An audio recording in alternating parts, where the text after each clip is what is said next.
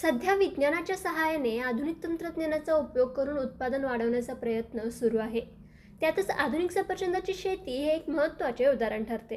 आज आपण शिमला येथील तरुण शेतकरी संघर्ष शंका यांच्या इटली टेक्निक वापरून केलेल्या आधुनिक सफरचंदाच्या शेतीबद्दल पाहणार आहोत. त्यासाठी हा व्हिडिओ शेवटपर्यंत नक्की बघा.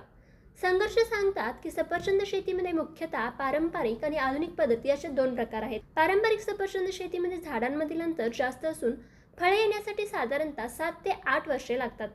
परंतु आधुनिक सफरचंद शेतीमध्ये झाडे जवळजवळ लावली जातात व या शेतीसाठी त्यांनी परदेशातून आयात केलेली Gala Red, Delicious Golden, Granny Smith यासारख्या विविध जाती वापरलीत.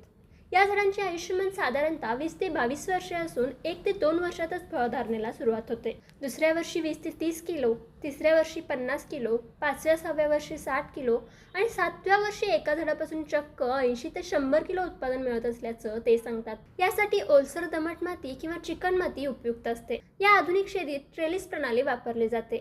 त्यामध्ये 8 फूट उंच लोखंडी खांब आणि तारा असतात.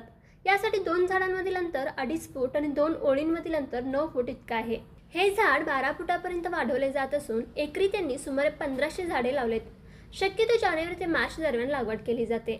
या आधुनिक शेतीत योग्य व्यवस्थापन केल्यामुळे शक्यतो या झाडांना कोणत्याही प्रकारचे रोग दिसून येत नाहीत. त्यांना या आधुनिक सफरचंद शेतीला 8 ते 10 लाख रुपये खर्च आला असून एकरी 30 टन उत्पादन निघत असून वार्षिक 30 लाखापर्यंत नफा मिळत असल्याचं संघर्ष सांगतात.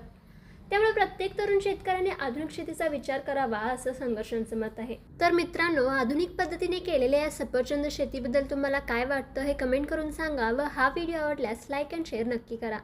त्याचबरोबर अशाच प्रकारच्या कृषीविषयक नवनवीन व्हिडिओज पाहण्यासाठी आताच आमच्या कृषी मंत्र यूट्यूब चॅनल सबस्क्राईब करा व आमच्या फेसबुक आणि इन्स्टा पेजला फॉलो करा.